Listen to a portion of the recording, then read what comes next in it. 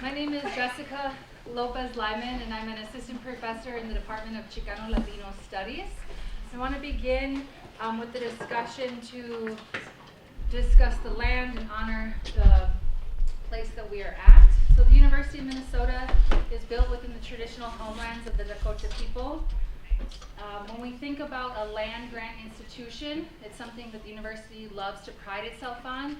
We have to think also how that came through native dispossession. And so as students, faculty, staff, community members, when we gather here in this place, in a building like Nicholson, what is our responsibility to the land and the people of this land? And we hope that we continue to have conversation about contemporary issues that impact Dakota and Anishinaabe people, and our responsibility, if we're not part of those communities, to make sure that we're in solidarity with what's happening. For this discussion today and overall program, we were thinking specifically how women are typically on the front lines of the fight for environmental justice all around the world. In Minnesota, Indigenous women have been leading efforts for Native sovereignty, for protection of land and water, for climate justice, and for the recognition and recovery of missing and murdered Indigenous women. Engaging with this work is a key aspect of reorienting the University of Minnesota and the larger community towards decolonization efforts. We also wanted to create this space as a way to center cross-disciplinary work between the sciences and the humanities. In order to create social change, we need all systems and forms of knowledge where we see our research and areas of study in relationship rather than in competition or hierarchy. So today we're going to open up with some wonderful keynotes here and group discussion. Please note that this part of our program is being recorded. So thanks to Mateo over there for recording, for filming. We will not be filming the rest of the day though. So after we have the keynote, we'll have a break. We have food from the native food perspectives that will be arriving in a little bit, that was created and made for us by this woman named Christina. We then also will have dragons, wind, and insects from Wet Bugs. You can see some of their stuff is already up here. So an opportunity to debrief about what you've heard, interact with these amazing living beings, getting some food, and then we'll have a workshop led by some organizers from Northfield against Line 3, and then we'll have a closing where we'll talk about next steps and future directions.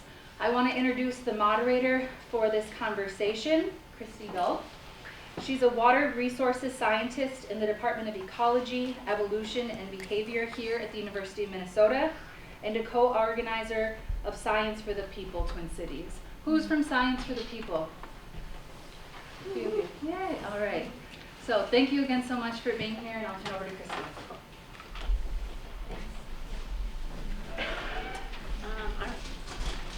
Can you all hear so far pretty well?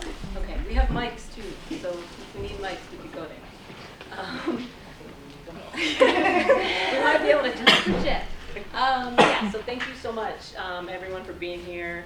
And I'm really honored to introduce our two speakers, who we are very fortunate to have with us today, and who have taken time out of their day to come speak with us about their lives and their work on the front lines of the struggle for climate justice, water protection, harm reduction, and building a better future. So I'm just going to introduce them and then a couple more notes about our conversation. But first, we have Misty Babinaux, who is a climate justice lobbyist and organizer with Minnesota 350. And we have Taysha Marineau, a Two-Spirit Indigenous rights activist and founder of Gitchigumi Scouts. So yeah, let's just give them a round of applause.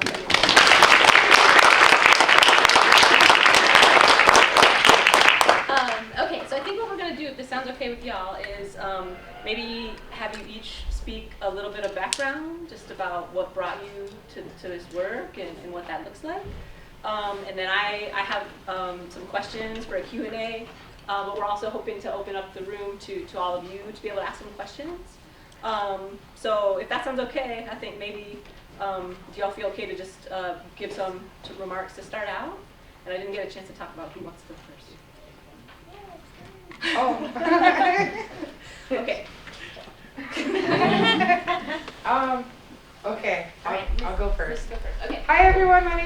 Babinau. I'm a climate justice organizer with Minnesota 350 and 350 Action. I'm also a registered lobbyist. I think I came into this work probably about 12 years ago. I had discovered something called seethechange.org and was like looking at all these pictures of like the actual like quantifiable proof that there is change in the climate. Trees are moving, plants are dying, the Great Barrier Reef has died in my lifetime. And that's something that like was a slap in the face. That's somewhere where I've always wanted to go and take my children someday, and to know that that can't happen anymore broke my heart. So I started small, I would say. I started taking some classes through the Blue-Green Alliance on like how to build new buildings better and how to mitigate some of this pollution and contamination that we're seeing. So I did that for a while. I worked for a really nice union, had great benefits. And then Standing Rock happened, and I walked into my job and I told them today was my last day. I got better things to do with my time. So I lived out of my truck for about a year and a half, just volunteering, running from here to there, talking to as many people as I could, trying to work within my community. And then that's when I discovered Minnesota 350, or they discovered me. They were doing a lot of work, at least that I could see, that was visible around divesting from these financial institutions that bankroll the destruction and rape of our Mother Earth. And yeah, it's been a crazy roller coaster since then. I think the one thing that I'm most proud of, on behalf of my organization, is it is a predominantly white organization right now, but a lot of my volunteers have really huge hearts. They hold me and my community when we need to be held. They are patient and understanding, and they have been nothing but supportive in combating the human side of climate change, because we can talk about the carbon, we can get really scientific, but what really motivates me and our membership, I believe, is being able to help our neighbors. So with that, that's how I got here. Wujum, the Bikigizis, Gitchigumi, Indijicas, Nagachimanon, Inujiba, Magizi Daughter. My name is Taysha Marineau, and I'm from the Fond du Lac Reservation.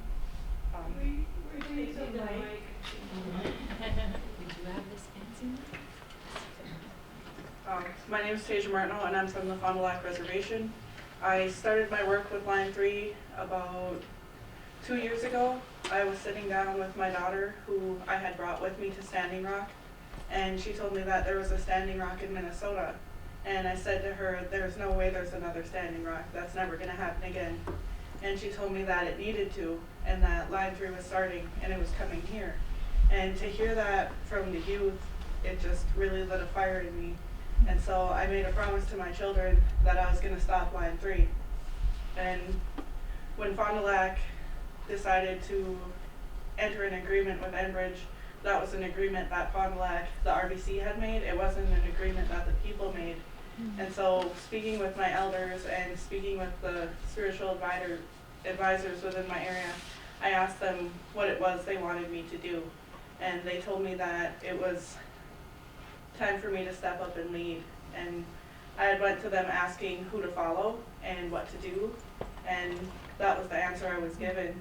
And so I started looking into why it was I was opposed to Line 3, and I realized that the main reason I fight Line 3 isn't some grandiose thing that I'm going to change the world.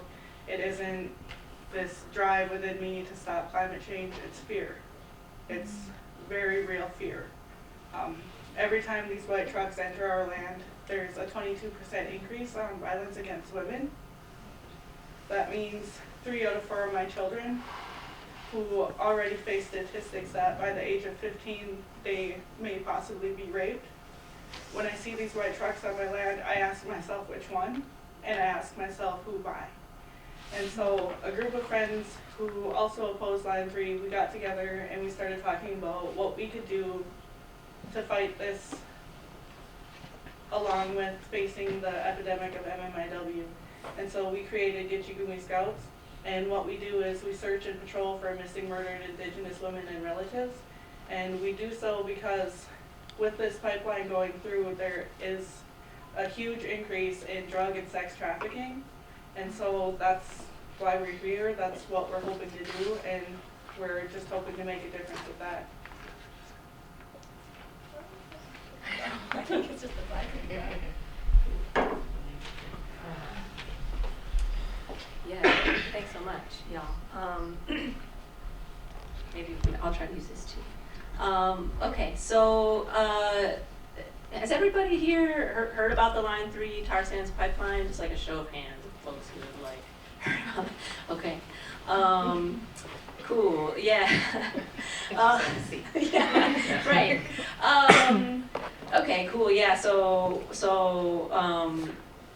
I was going to ask a question about the connection between Line 3 and missing and murdered Indigenous women, which Taysha just touched on. But I don't know. I guess I was wondering. I wanted to ask a little bit more about the work going on around missing and murdered Indigenous women. I know there's some stuff going on. I think, Misty, that you have been involved in with the state legislature, and just wanted to ask you, y'all about like, what is that work looking like? Like what are the different parts of the work, and how does it really intersect with Line 3? So MMIW is not something that is a hashtag or a trend for me. This is something that I've lived. My biological mother has been missing now since I was 9 years old. I had my innocence taken from me when I was 9 by a foster parent. I was kidnapped when I was 21. I was assaulted, I was beaten, and I got away. This isn't just something that is directly tied to some sort of fossil fuel infrastructure project that's coming through our territory. This is something that our people have faced for 500 years. Christopher Columbus was the first sex trafficker. Yeah, I got a lot of rage when I talk about this, and I don't care. So I am our lobbyist, and I was down there at the Capitol. I stomp around there a lot. I just like to harass them most of the time. I don't play their games. So we were, thank you. Representative Mary Kudish-Podine had introduced a bill that would enact a task force to start looking at this epidemic and start collecting data. And like I threw down hard, and like that was in part like just me saying this is what I'm gonna do this year while I'm down here, but it was also through the support of allies. So we threw down pretty hard. We almost got the bill that first year. Unfortunately, it gotten wrapped up in a huge messy omnibus bill that had pertained components that would have elevated trespassing charges for pipeline protests and extending liability. Like if I organized an action and you shared it on Facebook and somebody did something that resulted in damage to property, you could have been held liable for that. So it was, ultimately I had to advocate that that bill be vetoed. And it really killed me. But we didn't give up. We built, I think, what I consider to be a sustainable network of allies and individuals who are willing to throw down on this. And we hit them twice as hard last legislative session. The Star Tribune editorial board hates me, and I'm okay with that because a lot of people do. It just comes with the job. But they actually wrote a letter, a public letter in one of their sections calling out the state legislature, telling them just to listen to us, that bill shouldn't have been passed, or that bill should be passed individually and not get wrapped up in a huge omnibus. And we ended up getting it. The Senate wanted to play games, but it was an honor to be able to be there that day, to see that vote happen, because I know a lot of my relatives couldn't. And just honoring that and holding space. So now, instead of lobbying for this bill, I get to keep tabs on this task force. I'm not going to allow this thing to be politicized. I'm not going to allow people to stifle or stymie where this work needs to go. And that's a commitment that I've made to my community and my people, and I will never stop. And there's going to be some upcoming legislation, hopefully this coming year, to start combating, hopefully the predators and the perpetrators, but also getting this education into like school curriculums throughout the state. So there's like a lot that we can do together. But like, yeah, and I also work with a group of women who we monitor possible traffickers down here in the cities, and we will go yank people out of those homes if we have to, or if the opportunity provides itself. That's just something I don't share too openly. But yeah, there's small steps that everybody can take, and I just can't quit when it comes to this.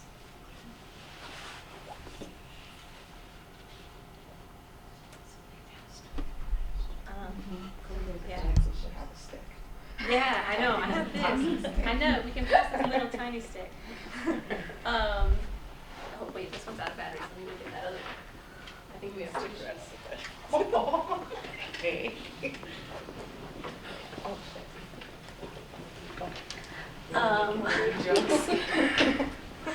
Cool. Okay, maybe I'll pass this on too. Okay, so yeah, just talking about that work, MMIW, and you know the yeah, just your experiences and the risk posed to your kids, and you know, it just strikes me that this is like a lot of trauma to navigate maybe on a regular basis, that you can't just like put it down at the end of the day. Like, it's not just your job, you know, it's intersecting so much of your lives. And so I wanted to ask you both, you know, as activists, where you draw restoration from, or what gives you your power to be able to do this work. Now, I'll pass this. You're right, this type of work it's hard. If it was easy, everyone would do it. Dealing with this type of trauma on an everyday basis, it's like with every case and every family that you assist, you're putting on another jacket. And at first, you really don't realize it. But then sooner or later, that jacket starts to get heavier and heavier as you add on the layers, and it starts to affect all the different aspects of your life. And personally, the way I deal with that extra trauma is really just delving into my culture. Like, as Indigenous people, we have ways, we have ceremony, and using that and getting in touch with that, and just in small ways every day, using your language where and when you can, smudging down, making cedar tea, just small things. Those spirits see that and they recognize that, and just really reaching out for that. Yeah. So, can you guys hear me back there? Yeah, I can hear. I'm good. I'm just used to projecting. I've had a lot of training.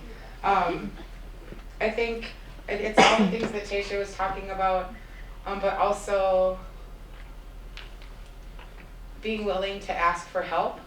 I think that's something that is hard for a lot of people like myself and Taysha. Like, we haven't had that support network. So yeah, the willingness to ask for help, because it's always there and it always shows up in some way, shape, or form. And two, I have a badass kitty that plays fetch, and she walks on a leash, so like, I hang out with her a lot. Oh, and my kids, they are trying to break the cycle for them, so every morning I get to look in their faces and like know that they don't have to live through the shit that I did, is like drive to keep going. And when I think about all those other kids out there, like, we gotta do better. Cool. Yeah, I was gonna ask about parenting, since you both have kids. Like, how do you juggle that? Especially, you know, like, do you bring your kids a lot of times? Like, especially when this is really difficult, like, subject, you know, like, how do you talk with them about that, or you know, or not? Like, how does that go? Unfortunately, as a parent, I do have to educate my children about MMIW. I do have to make them aware that this is a very real thing that as Indigenous people we are facing, so that they're able to protect themselves. And that's a hard conversation to have with children, but it's necessary. I do rely greatly on a support network to help with my children for when I do searches. It's not just handing out flyers every Sunday, which our group does do, but there have been cases where we have entered dope houses to pull women out of, and that's not a situation I would bring any child. So thankfully I have a large support network who care about me, care about my children, and care about the work that we're doing, because the work that we're doing isn't just for our specific reservation, it's for the children of all tribes. And so it's just really recognizing when you need that help and when you need to rely on support. I think my children are aware of what I'm doing. I just am super protective of them, and I know if I'm bringing them out in community that they will then become targets. So you don't see pictures of my kids anywhere. I don't really bring them out much when I'm doing actions and things. And that's just an individual choice that I have made. And through the work that I've been doing with Line 3, I receive regular death threats. My apartment has been broken into twice over the last year. So yeah, I just do everything that I can to try and protect my children. Former Army, I do have hella guns in my house, so don't get any ideas, anybody else. I'll fuck you up. Bring it. During the day when my kids are not home. Yeah, right. Don't bring it, stay away.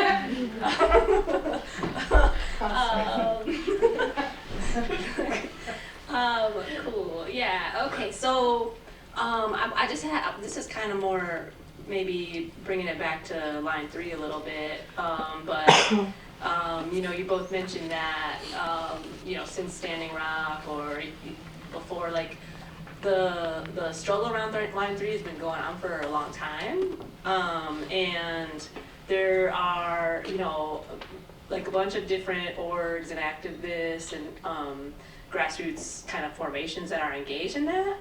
And I was wondering, like, have there been any especially good or like hopeful parts about working around Line 3 with this different, you know, formation of groups over time, or have there been any especially like challenging parts? And then like I guess my other follow-up for that was just kind of like, how do you maintain, you know, like this project presents such a risk to people and water, but yet you have to fight it over such a long time, and so like how do you keep going or sustain for such like a long, protracted fight?